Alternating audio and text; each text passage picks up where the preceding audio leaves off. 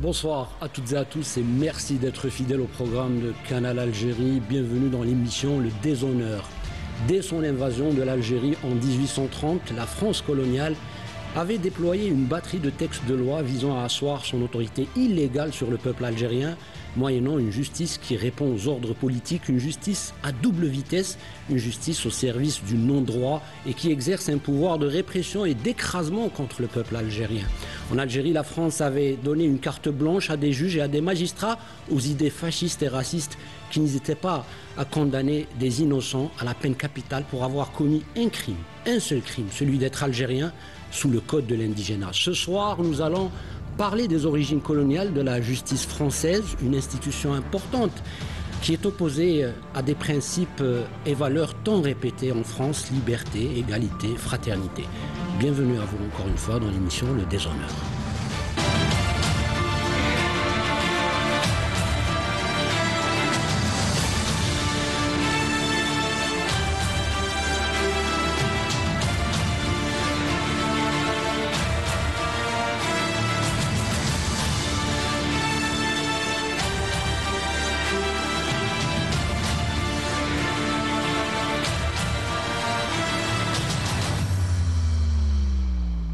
Et ce soir, j'ai le plaisir d'accueillir sur le plateau de l'émission Le Déshonneur Maître Fatem Zohra Boumbaraham. Vous êtes avocate et spécialisée dans le droit de l'histoire. Bienvenue à vous et merci d'avoir accepté notre invitation. Merci. Monsieur Ali Fatah Hayadi, réalisateur, scénariste, vous êtes aussi spécialisé dans l'histoire. Vous avez à votre actif plusieurs documentaires, notamment sur justement la justice française et les avocats du FLN. Bienvenue à vous. Merci. Nous sommes très heureux encore une fois d'accueillir Ammar Belkhouja.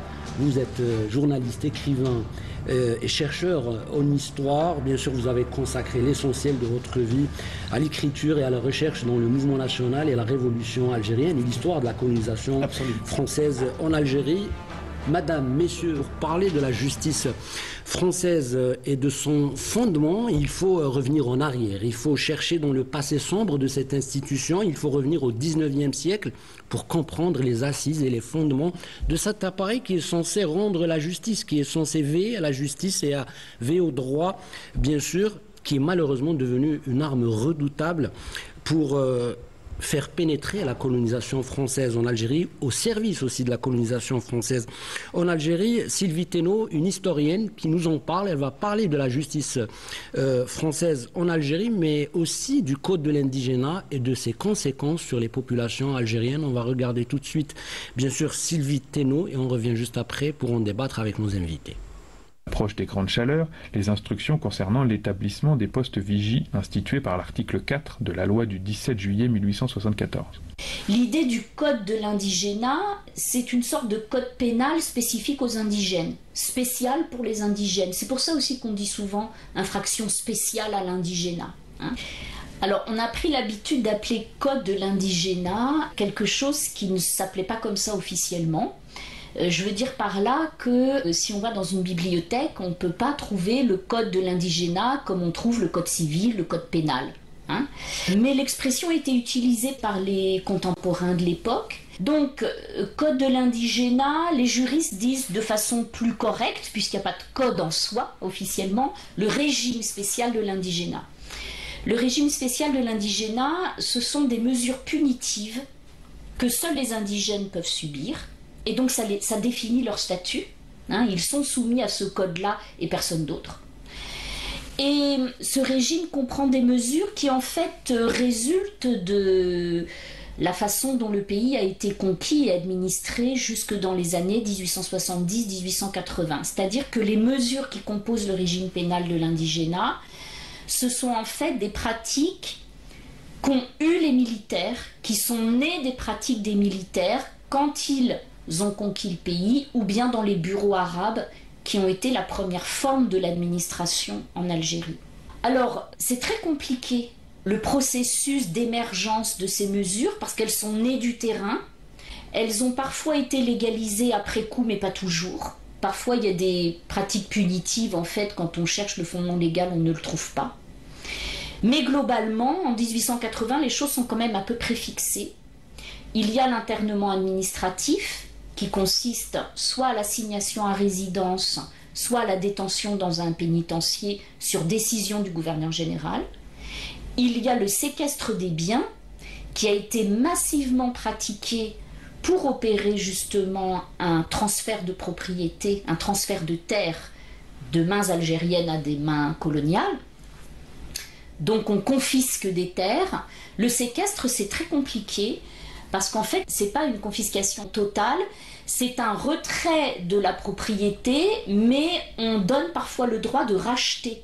Donc le propriétaire à qui on a séquestré les biens. أعوذ بالله من الشيطان الرجيم إن الصلاة كانت على المؤمنين كتابا موقوتا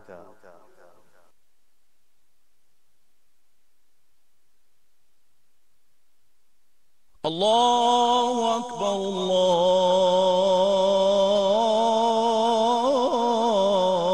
الله أكبر أشهد أن لا إله إلا الله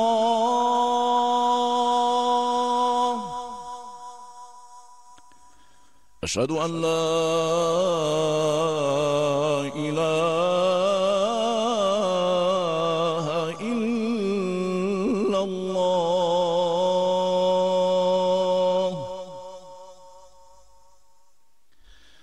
أشهد أن محمدًا رسول الله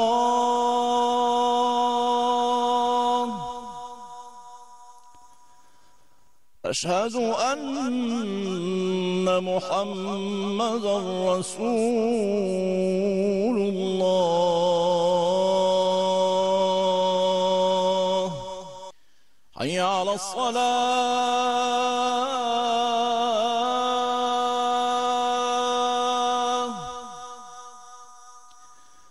حي على الصلاة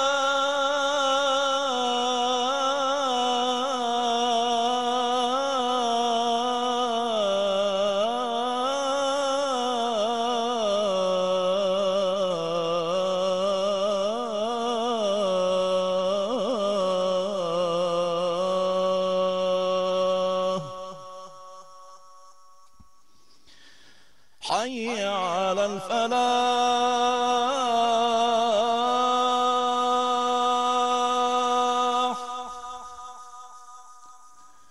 حي على الفلاح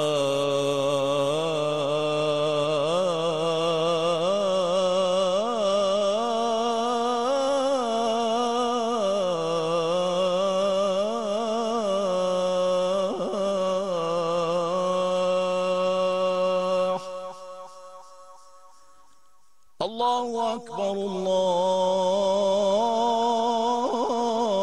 الله أكبر لا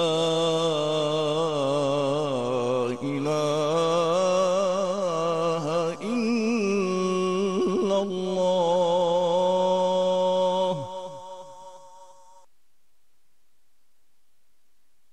اللهم رب هذه الدعوة التامة والصلاة القائمة آت محمدا الوسيلة والفضيلة وابعثه مقاما محمودا الذي وعده. Parfois, peut payer ce qu'on appelle des soultes de rachat pour essayer de récupérer sa terre. Donc en fait, là, dans ce cas-là, la sanction, elle est financière. Il faut payer les soultes de rachat. Mais il y a aussi des cas où cette possibilité-là n'existe pas et les terres séquestrées sont mises en valeur pour la colonisation. Le séquestre des biens, il peut être collectif. On peut séquestrer les biens d'une tribu. Et ça, c'est une particularité de la répression spécifique aux indigènes, c'est qu'il y a des sanctions collectives. Séquestre des biens, ensuite amende collective. Donc on rejoint le séquestre collectif. Donc on va punir, par exemple dans les années 80-90, les incendies de forêt sont punis par des amendes collectives qu'on va infliger à un douar, par exemple, parce que de façon absolument ordinaire, quand on impose un code forestier à des populations rurales dont ça détruit complètement le rapport à la forêt et les usages, il y a des actes criminels qui se produisent. Il y a aussi des gestes du quotidien qui deviennent des crimes ou des délits alors qu'ils ne l'étaient pas auparavant. Et donc dans tout ça, on a toujours ces classiques des incendies qui sont déclenchés, qui se propagent. Donc les amendes collectives sont beaucoup utilisées pour punir les incendies de forêt. L'application d'un code forestier très restrictif a des conséquences sur l'habitat parce qu'on utilise le bois pour se loger, enfin pour se construire des habitations. Et la paupérisation des campagnes algériennes, elle va de pair avec le développement de ce que les autorités appellent le gourbi, qui est l'espèce d'habitat précaire dans lesquels vit une partie de la population algérienne. Et c'est aussi un des éléments de sa désorganisation, en fait, avec l'arrivée de la colonisation. Bien sûr, c'est une analyse pertinente et un résumé que nous fait l'historienne Sylvie Thénault. C'est une photographie de l'Algérie, bien sûr, dans le 19e siècle, au lendemain de l'invasion coloniale française. Madame Fatem Zahra Ben Brahim, maître Fatem Zahra Ben Brahim, cette colonisation qui s'est basée sur la violence au départ, c'est-à-dire il y a cette invasion militaire avec les méthodes dont on a parlé ici dans cette émission, les enfumades, les emmurements, les razzias, mais en parallèle, il y avait une volonté politique et juridique. Il y avait le pouvoir du législateur qui mettait toute cette batterie de textes de loi, en fin de compte, pour complètement écraser et faire resserrer les Algériens, parce qu'on termine avec une image bouleversante qu'on vient de voir, celle des Algériens habitant un gourbi avec des vêtements complètement déchirés, amaigris effectivement, et certainement très très malades, Madame Fatem Zahra. Oui, tout à fait. Cette image est très représentative, parce que d'un pays riche et prospère, on arrive en quelques années simplement à appauvrir un peuple, donc à le faire rentrer dans une paupérisation totale pour mieux le maîtriser. Je voudrais ajouter à ce que dit mon amie Sylvie Thénault, parce que c'est une femme que j'apprécie énormément pour son travail, pour son courage, et j'ai eu plus d'une fois donc à discuter avec elle sur ces sujets de l'Algérie de 1830 à 1962. Je voudrais dire que, ajouter simplement à ce qu'elle a dit, l'Algérie en 1830 était un pays très très riche, qui avait une batterie de lois internes et internationales. Il suffit de voir simplement toutes les déclarations qui ont été faites avec les autres pays pour voir que c'était un pays qui disposait d'un droit international et d'un droit national. Parlons un peu du droit national. À l'époque, l'Algérie avait des juridictions, n'est-ce pas, mais qui étaient basées sur le droit musulman. Oui. Donc il y avait des juges, il y avait des notaires qu'on appelait donc les cadis, il y avait un arsenal judiciaire, juridique, et il y avait une autorité judiciaire, c'est-à-dire on savait rendre la loi selon les règles de droit musulman. La première des choses qu'a fait la France en rentrant en Algérie, c'est d'abolir tout ce système existant, l'annuler complètement, mais ils n'ont pas installé tout de suite leur arsenal juridique. Et c'est pourquoi, jusqu'à peu près 1870, n'est-ce pas, on a vécu avec des pouvoirs judiciaires qui étaient dévolus, par exemple au bureau arabe, aux caïds, aux militaires, aux gardes forestiers, aux gardes champêtres, qui chacun, à sa manière, pouvait réprimer les Algériens pour un fait ou pour un autre. Mais l'année 1871 est une année charnière dans le droit. C'est la période où il y a eu l'arrestation des Algériens ou des chefs de la résistance. La résistance étant née juste avant.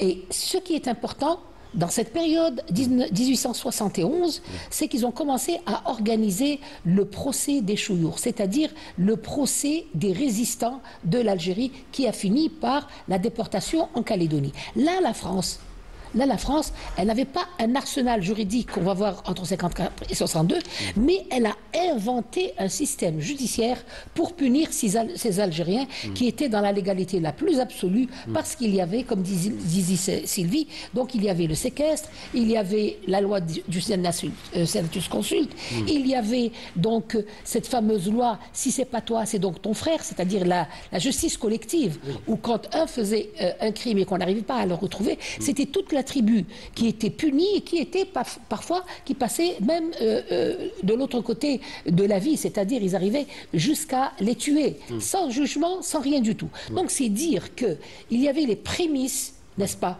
de sanctions, mais il n'y avait pas des lois établies. Je voudrais souligner quelque chose d'important. Allez-y.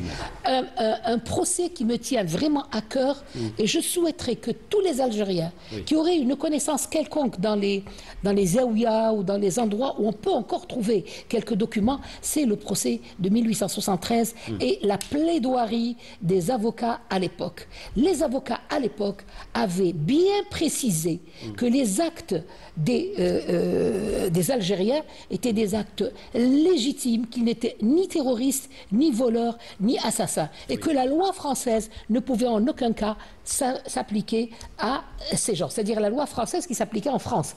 On ne pouvait pas l'appliquer aux Algériens. Et c'est le début d'une réflexion sur l'état de droit qui viendra par la suite pour les Algériens et qui, pour moi, un non-droit. Après ces précisions, M. Ammar Belkhouja, bien sûr, en écoutant Sylvie, bien sûr, Teno et les explications de Maître Fatem Zahra Ben Brahim, il y a une justice coloniale qui s'est installée progressivement sur on va dire quatre séquences. La première séquence de 1830 à 1845, qui est une sorte de séquence de bafouement judiciaire, parce qu'on va éloigner la justice algérienne et créer une sorte de désorganisation sociale et juridique et qui va aussi permettre aux colonisateurs, à travers la justice, de faire son enracinement judiciaire. Qu'est-ce que vous pouvez nous dire justement sur cette période, parce qu'elle est très très intéressante, celle du 19e siècle, M. Ammar Belkhouja? Absolument, c'est-à-dire qu'il y a tellement de pendules à mettre à l'heure qu'il faudrait sans cesse évoquer un peu ce processus machiavélique, satanique, diabolique, qui va soumettre la société algérienne face à de véritables bouleversements. Je dirais succinctement, je reviens à la notion de la justice coloniale. Justice, ce n'est pas une justice qui fonctionnait en extramuros. C'est un élément qu'on ne peut dissocier de tous les autres éléments. Et si je peux emprunter à la musique le vocabulaire d'harmonie, je dirais que la justice coloniale était en harmonie, entre les guillemets, avec tous les rouages, tous les autres rouages qui fonctionnaient en même temps, à savoir militaires, la gendarmerie, la police, tous ces services sécuritaires d'oppression fonctionnaient ensemble. Autrement dit, à la veille de 1954 et de 1954 à 1962, la justice ne s'appliquait en fonction d'une matière première qu'on lui fournissait. On verra de 1954 à 1962 ce qui va se passer, c'est vraiment ignoble. Je reviendrai peut-être quelques mots pour ne pas monopoliser la parole, sur le code de l'indigénat. Je n'exagère en rien quand je dis que la période coloniale de 1830 à 1962, ça a été véritablement une copie conforme à l'apartheid appliqué en Afrique du Sud, c'est-à-dire un racisme systématique. Et le code de l'indigénat, qui va être appliqué de 1881 à 1944, c'est une série d'infractions qu'on va opposer uniquement et exclusivement à la société algérienne. Il va, disons officiellement, il va disparaître en 1944, mais comme une hydre, le code de l'indigénat basé sur cette exclusion et sur cette opposition d'infractions concernant uniquement les Algériens, comme une hydre va avoir la peau dure, et il va ressusciter et rebondir en 1964-62, pendant l'état de siège de la Casbah. Roger Trinquier va prendre en charge le quadrillage des quartiers algériens, et on va recenser un peu toutes les familles algériennes. Et gare à cette famille qui n'aurait pas déclaré tous les membres, on va repasser quelques jours après le contrôle pour dire tiens, mais où est passé les 2 membres de cette famille ou les 3 membres? Parce que pendant l'application de le code de l'indigénat, il était interdit de circuler sans autorisation. On va parler bien sûr de cette période de l'extrajudiciaire, hein, c'est-à-dire on est complètement au-delà du droit, on est dans la violence totale.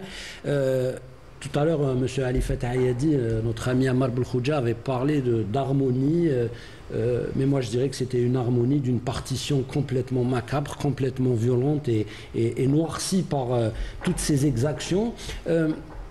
Je reviens sur un point très très important que Maître Fatem Zahra Ben Brahim avait évoqué et que peut-être vous, en interviewant les personnalités ou des personnalités comme Nicole Dreyfus, comme Jacques Vergès, comme Savrian, comme Roland Dumas, c'est un collectif d'avocats bien sûr qui connaissent très très bien l'histoire violente de la colonisation. Il y a une séquence très importante, celle des crânes, parce que quand non seulement on pratique l'injustice, quand on condamne des innocents, pire encore, on les exécute et on les décapite et ces crânes sont exportés en métropole. Ça veut dire qu'il y avait quelque chose de régie, ça veut dire qu'il y avait une batterie de lois, il y avait un législateur qui permettait ce crime à ciel ouvert. Écoutez, moi je vais vous dire, je vais revenir sur ce qu'a dit Sylvie Thénault. Sylvie Thénault, que nous allons retrouver dans mon documentaire La justice coloniale et les avocats du FLN. Je voudrais, moi, mon rôle, quel est mon rôle? Mon rôle, c'est de mettre des concepts en images. C'est-à-dire que tout ce qu'elle a dit, tout ce que Maître Ben Brahim a dit, etc., moi, tu les retrouveras, comme tu le sais, dans mes documentaires. Et ça, c'est mon travail. Par rapport à l'histoire, c'est-à-dire, quand on parle de code de l'Inde, il faut retenir des points. Ces points-là, tels que le Senatus consulte, tels que le code de l'indigénat, mais pour moi, en tant que chercheur en histoire et en tant que cinéaste, je fais en sorte de montrer aux gens, aux téléspectateurs, tout cette armada, je dirais, avec des images et avec un texte qui va avec. Donc, ça c'est pour la première partie. En ce qui concerne la deuxième partie, qui est donc ces avocats, la justice coloniale et les avocats du FLN, mais ce qu'il faut retenir, c'est que d'abord, il y a eu donc la formation de ce collectif d'avocats, et ce collectif d'avocats du FLN a été organisé grâce et sous la direction de Morad Oussedeq. Et donc, les gens qui faisaient partie, à part Gisèle Halimi, qui a défendu Boupacha, Jamila Boupacha, elle n'a pas fait partie du collectif des avocats. Par contre, Roland Dumas, Zavrian, Jacques Vergès, tous ces gens-là ont fait Courage, Maître Smacha, etc. À partir c'est-à-dire avant le déclenchement de 1954 et de 54 à 62. Ces gens-là ont pris sur eux la cause algérienne, parce que la cause algérienne était juste. Donc ces gens ont choisi. Moi, je les appelle les justes. Et dans mon travail, il y a un double objectif. Informer. Rendre hommage à ces gens-là, parce que c'est un travail extraordinaire que de se lever contre la colonisation française, et de deux, de servir la cause algérienne en défendant ses militants. Alors, madame, messieurs, c'est très important, il y a un marqueur important qui ressort dans une interview qu'on a trouvée de Gisèle Halimi. Alors, Gisèle Halimi, avocate au barreau de Paris, militante engagée pour la cause de l'indépendance de l'Algérie, qui a accusé, bien sûr, plusieurs coups de la part de l'extrême droite, et qui a accusé plusieurs coups de la part de ces nostalgiques et de ceux qui voulaient que l'Algérie reste française. Bien sûr, elle explique dans cette interview son étonnement, voire son choc, quand elle avait accédé justement à l'université de droit, en disant que dans les campus français, l'idée fasciste, raciste et xénophobe avait tellement pilulé qu'elle avait gangréné pratiquement tout le campus, madame, messieurs, et que ça lui faisait peur parce que finalement, ceux qui étaient étudiants à l'époque allaient forcément devenir les magistrats de demain, allaient devenir les juges de demain. Donc on va écouter, et tout tire son origine, bien sûr, de cette justice qui a pratiqué l'injustice, si vous voulez, pour faire un jeu de mots, en Algérie. On regarde et on écoute Gisèle Halimi, on revient pour en parler avec Maître Fatem Zahra Benbara. Très très marquante, parce que Gisèle Halimi, qui nous a quittés, parlait de la torture, bien sûr de la pratique systématique et systémique à l'échelle industrielle en Algérie de la torture, et bien sûr on se disait, Maître Fatem Zahra Benbara, on ne pouvait pas autant torturer en toute quiétude et en toute liberté si derrière on n'avait pas ces garanties du législateur, des textes de loi. Et bien sûr on parle de ces mesures exceptionnelles en Algérie à partir de 1955, ce qu'on a appelé bien sûr les pouvoirs spéciaux. Et puis aussi, si vous voulez, on peut aussi débriefer autour, j'allais dire, de cet échange déséquilibré, parce que Gisèle Halimi parle d'une colonisation qui a fait tant de dégâts, des millions de morts, et l'errance de tout un peuple. Et la dame parle d'un thé au Sahara, d'un thé qu'on prend avec l'indigène, parce qu'elle est dans le petit colonna, dans sa petite maison de province en Algérie, et que l'Algérien, finalement, c'est juste ce serviteur de sa propre terre, voilà, qui est condamné à faire ça. Effectivement, il y a la naissance de la ségrégation, la naissance de la différence, n'est-ce pas? Et les racines, comme je vous l'ai dit tout à l'heure, remontent à 1830, mais elles ont évolué sous certaines formes. Je voudrais revenir, puisque nous parlons des avocats, je voudrais dire que il y a toujours eu des avocats volontaires pour la cause algérienne. Et des Algériens, des Anglais et des Français.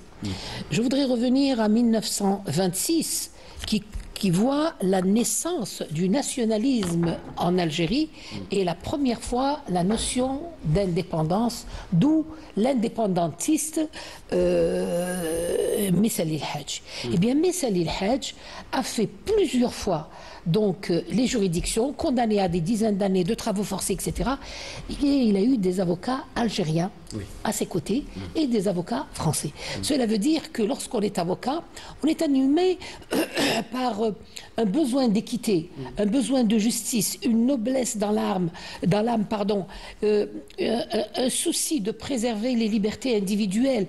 Donc c'est toute la noblesse qui réside dans l'avocat. Et c'est pourquoi les avocats français et algériens ont joué un grand rôle malgré les sévices qui eux-mêmes ont été persécutés. Certains ont été tués. On rappellera Maître Tuvni, on rappellera Maître Popi, Maître Garrigue, pour ne parler que des Français. Maître Garrigue également, qui ont été tués pour avoir défendu les Algériens contre le système colonial et contre l'injustice. Et ils ont plaidé devant les tribunaux en prouvant par A plus B que le système colonial judiciaire était faux. Il était très très proche de l'apartheid, et que lorsqu'on parle d'un État de valeur, de grande valeur, comme se présentait la France, eh bien il était en porte-à-faux avec lui-même. Il faut remarquer aussi que 1926 a été le début des revendications politiques, mais sans violence de la part des Algériens. Et cela a continué jusqu'en 1954, parce que 1954 a été une année charnière. C'est là où on a commencé à parler de la guerre d'Algérie. Donc pour la première fois, on va légaliser le mot guerre d'Algérie. Contre quoi? Contre guerre d'indépendance. Or, c'est faux. Les Français peuvent parler d'une guerre contre les Algériens, donc une guerre coloniale. Voici l'explication linguistique la plus juste. Nous, on parle de quoi? On parle d'une révolution populaire algérienne armée. C'est pour faire la différence que nous sommes avec un système colonial très fort, une 4e puissance mondiale, et un peuple qui se défend avec les moyens qu'il a. Et les moyens qu'il peut récupérer quand il y a des embuscades, etc., sur les militaires. Et là intervient un point de droit extrêmement important, et il faudrait qu'on en parle aujourd'hui.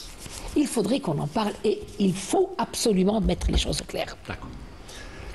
1954, 1962, c'est deux politiques qui s'affrontent, deux idéologies qui s'affrontent sur le même terrain. Donc, c'est deux positions tout à fait différentes.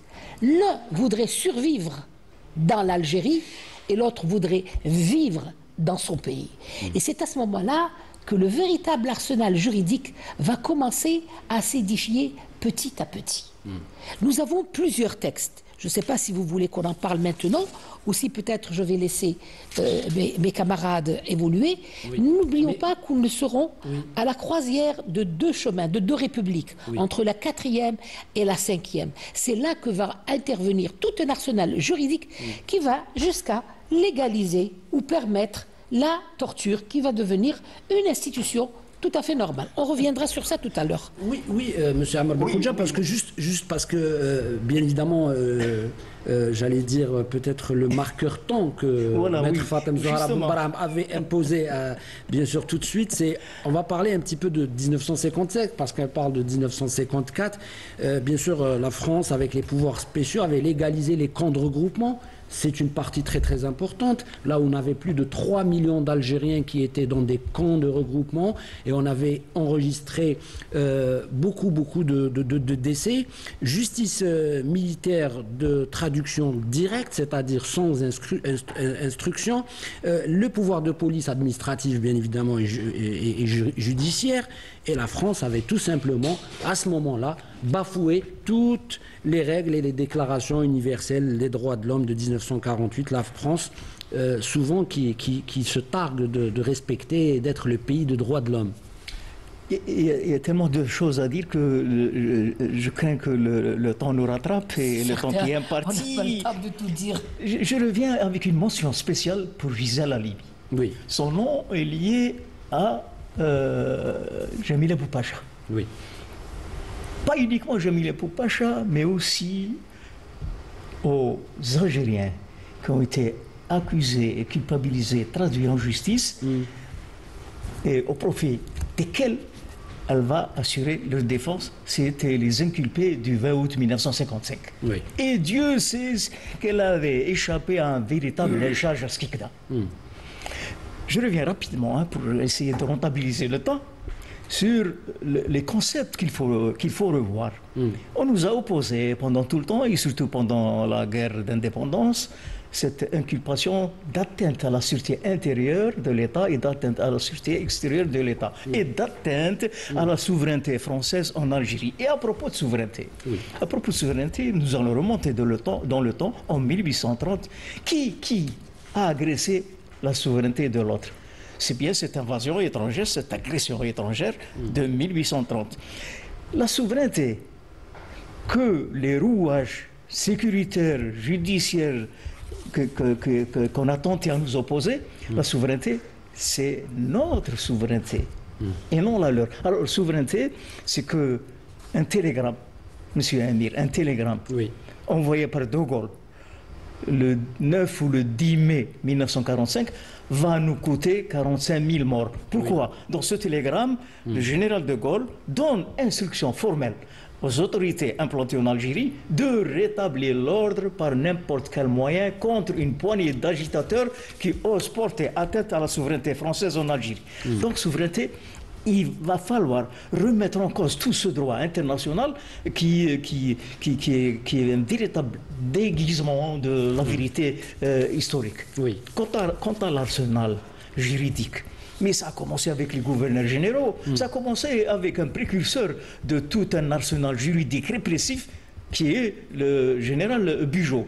Il a commencé à légiférer avec des arrêtés, et ça va faire une compilation qui va être reprise pendant la Troisième République, qui, pendant cette Troisième République, c'est une véritable fondation, entre les guillemets, de l'ordre colonial et de la colonie algérienne. Hein. Il y a une floraison de textes.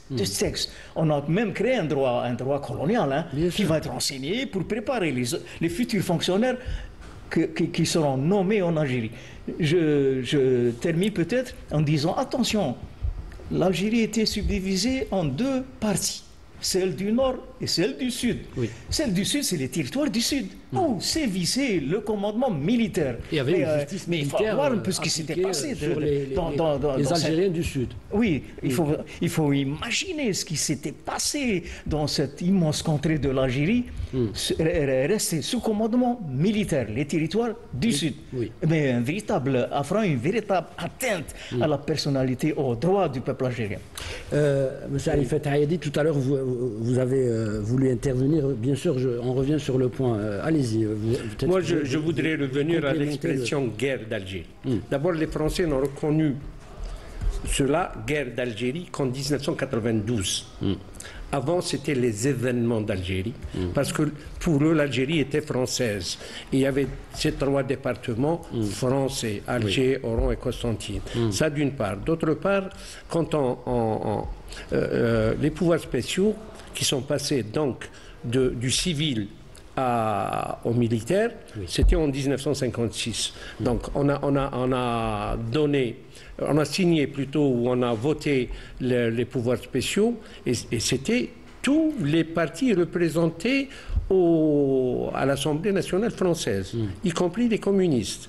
Donc cela a donné encore plus de droits à la colonisation et à l'armée française de faire ce qu'ils voulaient en Algérie. C'est-à-dire qu'il se passait des lois. Il se passait des lois en général.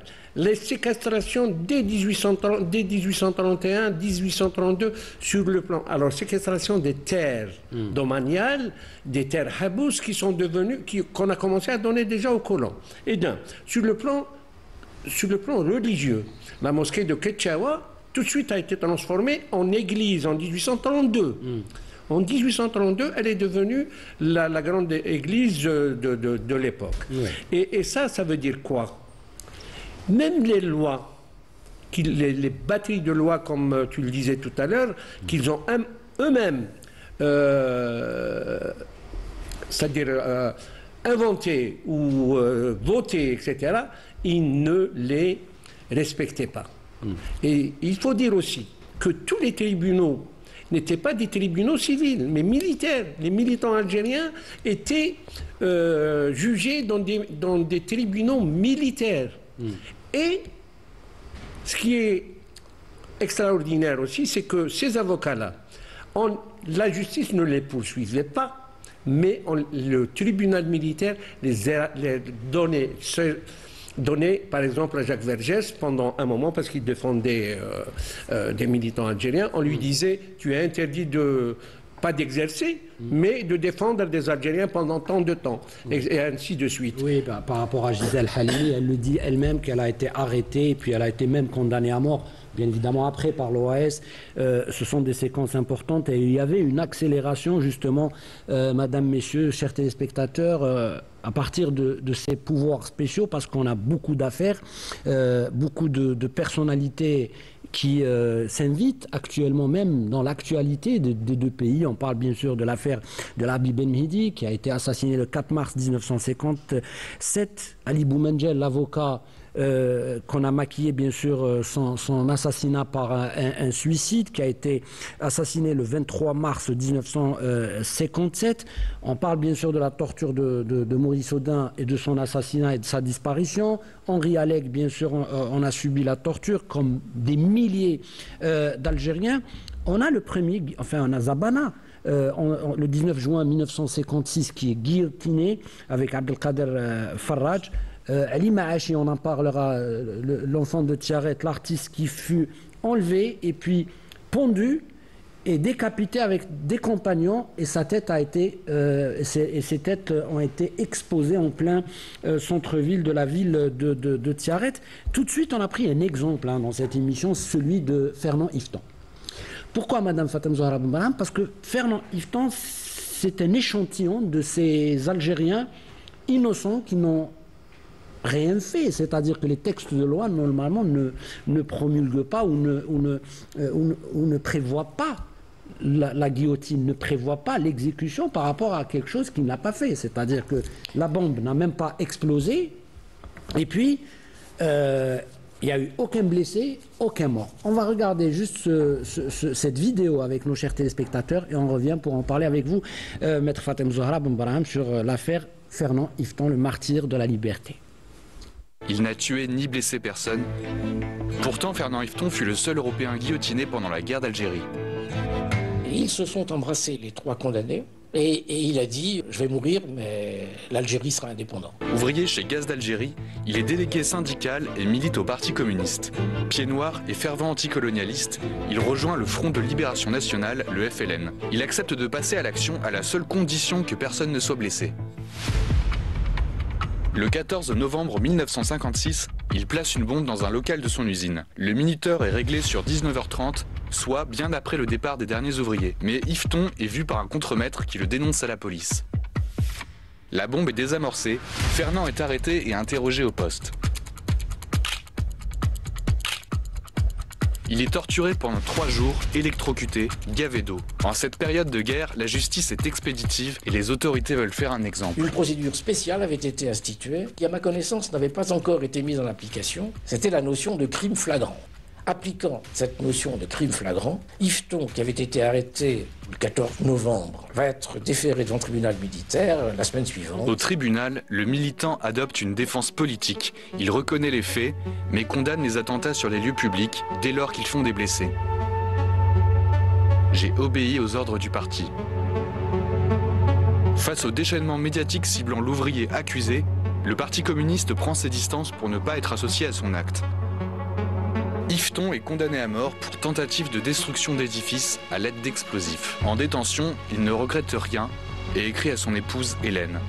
Il raconte rêver d'une Algérie débarrassée du colonialisme où Algériens et Européens vivraient égaux. Yveton nous a embrassés. Je suis resté debout jusqu'au moment où on a entendu à 3 reprises distinctes la couperet qui tombait. Ça fait un bruit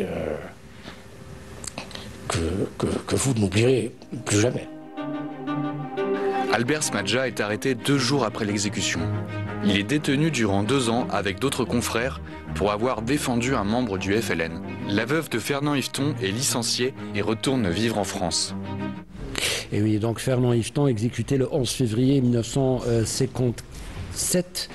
Bien sûr, le défunt était dans la prison de Barberousse. Il était avec, dans la même prison que Anis Tener qui disait le matin, ils ont osé vous assassiner, Fernand, parce qu'elle était complètement choquée de cette décision judiciaire complètement hors droit. Robles avait écrit, bien sûr, dans le temps moderne ou dans les temps modernes, plaidoyer pour un rebelle en 1960. Et Boudjedra évoque le désordre des choses en 1990, Fawda al-Ashya, et il fait bien sûr parler Fernand Yveton, ce martyr de la nation. Et bien sûr, c'est à vous, Maître Fatem Zahra Ben Brahim, justement sur ce cas qui nous renseigne sur cette justice complètement devenue folle, qui ne répondait plus aux valeurs que vous avez citées tout à l'heure, c'est-à-dire la valeur de la protection des personnes et de faire régner le droit. Oui, effectivement, là on parle... C'est une honte, en fin de compte, pour la justice française, l'histoire de la justice française. Toutes les condamnations à mort et les exécutions sont une honte pour le système judiciaire français. Mais c'est dommage, cette émission, il y a tellement de choses pour arriver du passage à 1954 avec la déclaration du 1er novembre et les intentions du FLN, jusqu'en 62, les Français pensaient rester éternellement et donc par ces mesures répressives, montrer au peuple qu'il agissait par la manière forte pour qu'il soit maintenu dans le carcan donc, du système colonial. Et de l'autre côté, les Algériens qui continuaient à aller de l'avant et braver le système colonial français par des actions très fortes comme celle-ci. Yvetot a été le 3e condamné à mort après Zabana le 19 juin 56 et Abdelkader Farraj le même jour. Et un jour, on va expliquer point par point le scandale de cette situation, parce que c'est un fait qui doit rester dans le dos de la France et du système colonial français et de Mitterrand et de René Coty, président de la République française. C'est vrai que Yvetot était un élément du FLN. Nul ne peut le contester. Il a reçu ordre de mettre une bombe à l'EGA, l'ex-EGA, n'est-ce pas? Il a fait en prenant ses précautions, toutes ses précautions, parce que il savait parfaitement qu'il n'y avait plus personne. Et donc, s'il y avait des gars, c'était sur les murs et non sur les personnes. C'est ce qu'il a répété constamment pendant son procès. Mais il n'a rien regretté. Parce que c'est un ordre qu'on lui a donné et c'est un ordre qu'il a exécuté. Il a été guillotiné, c'était la 3e personne guillotinée à Barberousse. Son départ vers la guillotine a été très héroïque et évidemment il a crié Tahia al-Jazair comme tous les Algériens. Yvetot fait partie de ces pieds noirs d'Algérie qui ont aimé cette Algérie, qui ont défendu cette Algérie et qui ont refusé la répression française. Je voudrais vous donner quelque chose en extra. J'ai été l'initiatrice du collectif des Français d'Algérie, de souche française, qu'on a appelé les Algériens de souche française. Et dans les premières actions, nous avons fait revenu vers la mémoire de Maillot et de Yvetot. Lorsque je suis allée au cimetière de Saint-Eugène, j'ai voulu vérifier parce que la date du décès de Yvetot ne correspondait pas à la date de son enterrement. Il y avait 15 jours de différence. Et j'ai voulu consulter les documents. Donc vous savez que dans tous les cimetières, il y a un registre qu'on appelle le chameau. Et j'ai été voir et je me suis rendu compte qu'il y avait une inscription en annexe. Alors? Eh bien, l'inscription en annexe, tu as voulu travailler avec les Algériens, tu t'es considéré comme un indigène algérien, tu as été vers le FLN, tu seras exécuté de la même manière d'eux, mais enterré à la Alia, avec les condamnés à mort. Sa femme, quand elle est allée réclamer, elle a dit, mais moi, mon mari est chrétien. Il faut qu'il soit enterré dans un cimetière chrétien. Elle a mis 15 jours pour qu'on l'exhume de le cimetière d'El Alia et qu'on le place donc là où il est, c'est-à-dire au cimetière chrétien de Saint-Eugène. C'est pour vous dire la haine qu'avait le système colonial français en lui refusant d'être enterré dans un cimetière qui répond à sa religion. Tu resteras avec les Arabes, avec les terroristes exécutés. Ça, c'est vrai que nous savons ça parce que moi j'ai beaucoup travaillé sur Zabana. J'ai eu la chance, je le dis, je le répète, d'avoir grandi avec ces grands avocats de la Révolution qui m'ont tout appris depuis l'âge de 17 ans. Maître Zertal reste une icône, bien sûr, de la défense c'est mon maître, de la liberté. C'est lui qui m'a formé pendant 20 ans, j'étais dans son cabinet, et donc c'est lui qui m'a donné les secrets de l'affaire Zabana. Mais Maître Smadja, que vous avez vu, nous l'avons reçu ici, avec son élève qui a écrit, qui était en train d'écrire, je ne sais pas s'il a terminé, qui était en train d'écrire un livre sur Yvetot. Et donc, il était venu pour prendre tous les renseignements. C'est dire que même après la Révolution, les avocats algériens et nous, jeunes avocats, n'est-ce pas, nous étions très liés avec tous les avocats que vous avez vus. Je n'ai pas connu Smadja. Gisèle Halimi, je ne l'ai pas connue, mais j'ai bien connu Djamil Aboubacha. Je lui transmets toutes nos amitiés et j'espère qu'un jour elle sera avec nous sur ce plateau pour nous parler de son procès et d'un fait extraordinaire, les plaintes qu'elle a déposées contre l'armée française, le gouvernement français et ses tortionnaires. Monsieur Ammar Belkhouja, il y a bien sûr beaucoup de noms, hein, parce qu'il y a eu beaucoup d'exécutions. Il y a eu beaucoup de 222 condamnations à mort exécutées. Oui, mais encore plus peut-être parce que si on prend la séquence juste celle de ce qu'on a appelé la bataille d'Alger avec les disparus, avec ces personnes qui étaient interrogées, torturées et puis disparu parce que finalement il y avait une situation, une période de non-droit ou de l'extrajudiciaire. En tout cas, il y a le nom aussi de Abderrahmane Taleb Abderrahmane qui est un cas à qui vous donnez beaucoup d'importance parce que vous me dites qu'il y a quelque chose de particulier dans l'histoire il y a quelque chose de particulier dans l'histoire de ce jeune homme Taleb Abderrahmane, militant. Oui, 54-62, c'est comme le 1er novembre 54-62, les Algériens ont décidé de prendre les armes et de ne plus les déposer jusqu'à l'indépendance et le recouvrement de la souveraineté de ce pays-là. Oui. Mais 1954, 1er novembre, c'est aussi la mise en mouvement de tous les appareils répressifs. Oui. Alors, les déportations, les peines capitales, les camps de concentration, c'est que le système colonial, le régime colonialiste, voulait coûte que coûte. Et les colons voulaient des têtes. Oui. Les ultras, les pieds noirs, voulaient un Européen, un exemple, il fallait. Et l'exemple leur a été donné par Robert Lacoste. Le pied noir, Par Robert Lacoste. Précédé par un autre fasciste notoire qui est Jacques Soustel, qui lui a réprimé l'offensive du 20 août 1955. Les colons réclamaient des têtes. Eh ben oui, on va mettre en action la guillotine et qui commencera par la décapitation de Hamida Zabana. Chez nous, les musulmans, parce qu'ils ont quand même étudié un peu notre réaction vis-à-vis de cette méthode ignoble.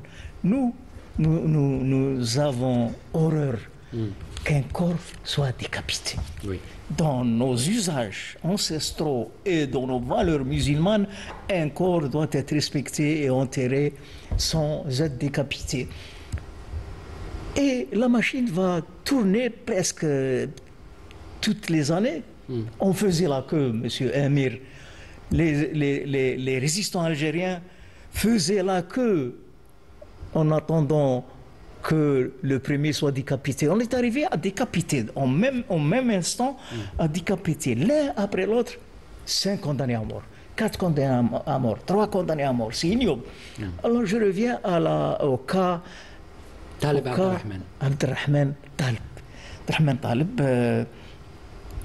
est inculpé et face à ces juges, j'ouvre une parenthèse et je fais appel aux universitaires algériens, aux jeunes universitaires algériens, filles ou garçons, de réfléchir et d'engager un travail sur les procès de la rue Cavaignac,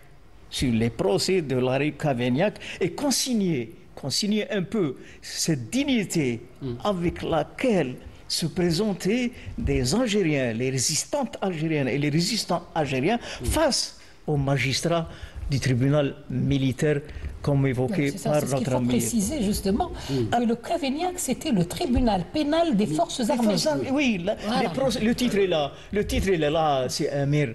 Les procès de la rue Cavaignac. Et tous les jours, c'est un procès qui va s'ouvrir pour condamner les Algériens.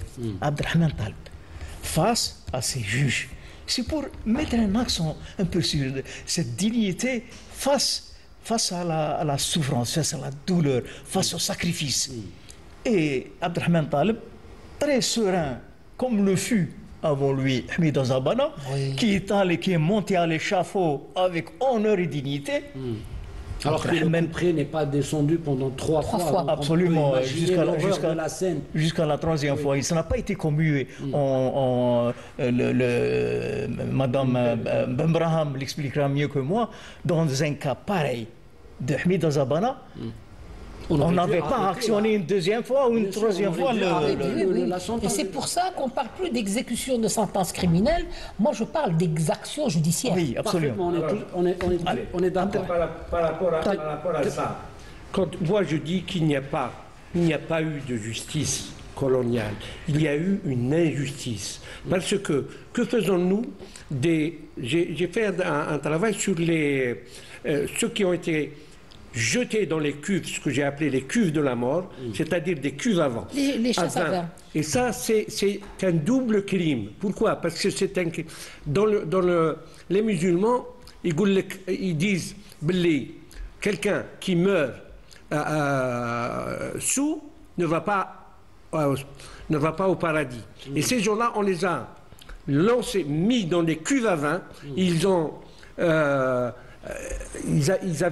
morts par asphyxie, et donc avec les odeurs des vins qui restaient dans les cuves, et ce qui fait d'eux, c'est-à-dire, bon, c'est des martyrs, parce que... Ça reste des martyrs, et ça reste des nobles qui sont morts pour la liberté de leur pays, même si on les avait jetés n'importe où. Ils n'ont pas été encore jugés. Exactement. Voilà pourquoi je dis que ce n'était pas une justice coloniale. Une justice, c'était une injustice. De 1830 jusqu'à 1962. Ça démontre la barbarie. Ça rentre dans les exactions. C'est ce qu'on appelle les exactions extrajudiciaires. Comme disait Mme Fatou Zahra Ben Brahim, tous ces outils, cette batterie de lois et bien évidemment d'institutions et de personnes et de moyens pour réprimer, écraser, effacer et resserrer les Algériens. Je vous laisse continuer votre idée. Je sais que ça a été un petit peu coupé, mais on y va sur, bien sûr, votre lancée sur Taleb Abdelrahman, avant, bien sûr, de finir cette émission. Abdelrahman Taleb face au magistrat militaire à la rue Cavaignac le 26 avril 1958. Oui. Il va être condamné à la peine capitale. Mais le verdict, il le connaissait. Ouais. Il le connaissait, il avait déclaré sereinement que oui, je vais être condamné à mort, comme le furent mes frères patriotes qui m'ont précédé. Je n'ai pas peur de la mort. Je défends un idéal, je défends mon peuple, je défends mon pays. Et j'ajouterai une chose. Et c'est ça qui va déstabiliser un peu le tribunal et les pieds noirs qui assisté et les journalistes français qui assisté au procès. Je dirais ceci, messieurs, que la guillotine pour nous Algériens, représente ce que la croix représente pour vous dans les églises. Il a fait cette comparaison entre la guillotine et le crucifix de Sidna Issa. Sidna Issa crucifié, et dans le dogme chrétien, s'il a porté la croix, c'est pour endosser à lui seul les péchés de l'humanité. Alors, cette guillotine, qui va fonctionner plus de 200 fois contre les Algériens, Constantine, à Oran, en France et à Alger, elle est chargée. Elle est, je dis bien, selon la pensée de Abdelrahman Taleb, elle est chargée du péché du colonialisme. Oui, et surtout de sacrifice aussi qui va permettre au peuple algérien, absolument, bien sûr, d'arracher son indépendance. Absolument. Et surtout donner une leçon au monde entier, parce que quand on parle de la colonisation française en Afrique, et puis même dans les pays subsahariens et en Indochine, l'Algérie a été une particularité, parce que l'exceptionnalité de la colonisation française en Algérie, c'est justement cette poussée incroyable de la violence et cette suprématie de la barbarie exercée par l'armée française et son appareil administratif. On va terminer l'émission avec cette séquence, parce qu'on a voulu prendre un extrait de votre documentaire, bien sûr, là où on va écouter Roland Dumas et maître Jacques Vergès sur leur idée sur, bien sûr, cette justice coloniale en Algérie et son étroitesse, entre parenthèses, avec ces idées fascistes, racistes et d'extrême droite. On écoute et on revient juste après. On continue de vivre jusqu'à ce jour avec l'Algérie libérée et la France colonisée par son esprit historique. On y va avec la régie. Et que le combat des Algériens était juste, était légitime, et qu'il méritait d'être aidé, et que, en revanche, l'attitude de la France, en fait, du gouvernement français de l'époque, était illégitime. C'était évidemment un combat d'arrière-garde coloniale avec tout ce que cela comporte, c'est-à-dire de privation des libertés, privation du droit de s'exprimer politiquement, le règne de la torture qui a commencé tout de suite après. Donc je me suis trouvé en face d'une situation qui exigeait de ma part une prise de position politique. Et donc je suis allé à Alger pour ces Français-là, ces avocats français de gauche, La première affaire que j'ai plaidée, c'était celle des 3 infirmières. Myriam Ben-Mioub, Safia Bazi et Fadila Mesli. Et c'est à ce moment-là que Jamila Bouhired a été arrêtée et que la zone autonome m'a désigné pour la défendre. Et donc ce procès, je pense que c'est en avril le procès des infirmières et c'est en juillet le procès de ce qu'on a appelé les poseuses de bombes. En fait, des résistantes, des femmes résistantes surtout. Et c'est le contexte est très clair, c'est l'époque où les parachutistes sont tombés sur Alger par milliers, avec des colonels qui sont connus, Château-Jaubert, Jean-Pierre, Godard, Bijard, et avec une répression féroce, avec des lieux de torture dans toutes les maisons d'Algérie.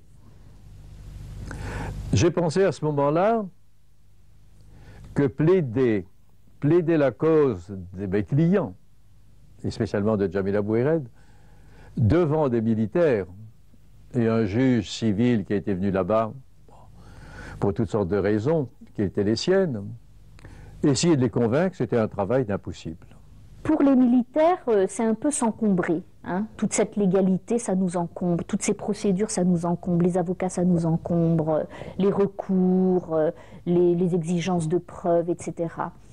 Et du coup, les militaires ont trouvé un argument pour justifier leur pratique de torture et d'exécution sommaire. Je ne dis pas que c'est la raison de la pratique de la torture et de l'exécution sommaire. Ce n'est pas du tout la raison. La raison de la torture et de l'exécution sommaire, c'est que pour les militaires, c'est efficace dans cette guerre. M. Ali Fatah Ayadi, bien sûr, ce qu'on vient d'entendre et d'écouter, bien sûr, bien sûr, ce sont les propos de Roland Dumas, Maître Vergès et bien sûr Sylvie Thénault. Il y a une unanimité sur quelque chose, c'est-à-dire que ces avocats qui ont été formés pour défendre avec la loi et face à des magistrats, ils se sont retrouvés face à un pouvoir militaire qui est complètement fermé à toutes les voies de la justice. Voilà, et on appelait ça une justice, en un mot, pour justement faire le tour de table et bien sûr terminer notre émission. Écoutez, mais moi je voudrais terminer avec une petite phrase. Je dirais que les Algériens et l'Algérie, qui reste reconnaissante à ces gens-là, que moi j'appelle les justes, ces justes qui ont choisi l'Algérie, nous garderons non pas le souvenir de cette France coloniale, mais de ces justes qui ont choisi l'Algérie. Merci beaucoup. Madame Fatem Zahra. Oui, alors moi j'ai une petite pensée pour les femmes condamnées à mort. 1960, donc Jamila Boubacha, Jamila Bouazza et Jamila Bouhired et bien d'autres. C'est la stature qu'elles ont eue face au juge. C'est là qu'a commencé ce qu'on appelle le procès de rupture. C'est quoi le procès de rupture? Nous sommes Algériens, nous sommes chez nous, nous sommes en train de défendre nos droits, nous ne reconnaissons pas votre justice. Jugez comme vous voulez, c'était l'éclat de rire général lorsque la décision de condamnation à mort tombait dans le tribunal pénal des forces armées. Quelle leçon de dignité, de bravoure et d'honneur pour bien sûr ces Algériennes et ces Algériens face à leurs bourreaux, face à cette République qui encore une fois prétend ses valeurs, liberté, égalité, fraternité, mais finalement qui n'était pas du tout dans une mission civilisatrice, mais une mission de décomposition de la société algérienne, d'extermination. C'est le mot que je cherchais. Merci beaucoup, M. Ali Fatah Ayadi. Amar Belkhouja, un dernier mot pour clôturer bien sûr ce débat. Une pensée pour la plus jeune des condamnés à mort, Beya Hussein. Oui. Qui a affronté comme Talba Abdelrahman et comme toutes les femmes qui vont comparaître devant la justice coloniale, la rue Cavaignac, et qui a affronté ces magistrats en disant que si c'était à refaire, je le referai, parce que ce que vous êtes en train de faire est plus inacceptable et ignoble. Parce que nous sommes dans la cause la plus juste, Voilà, Beya Hussein, la plus jeune des condamnés. Elle avait 17 ans. Merci beaucoup Ammar Belkhouja. Je rappelle que vous êtes journaliste, écrivain et chercheur en histoire. Merci pour de vous être déplacé pour ce déplacement de la villa de Tiaret jusqu'à nos studios du 21 boulevard des Martyrs. Merci encore une fois. Monsieur Ali Fatah Hayadi, merci d'avoir répondu présent. Nous vous souhaitons encore une fois beaucoup de courage dans l'élaboration de vos documentaires qui sont très utiles pour la transmission de notre histoire. Maître Fatem Zahra Ben Brahim, bien sûr, la permanente de cette émission qui nous éclaire et qui nous montre aussi ces voies de la justice et ces voies du droit et surtout qui nous parle de droit, de l'histoire. Merci d'avoir répondu présente à notre invitation. Merci à la régie du studio 1 de l'EPTV du 21 boulevard des Martyrs. La Yarham Shuhada, gloire à nos martyrs. Bonsoir et sur Canal Algérie.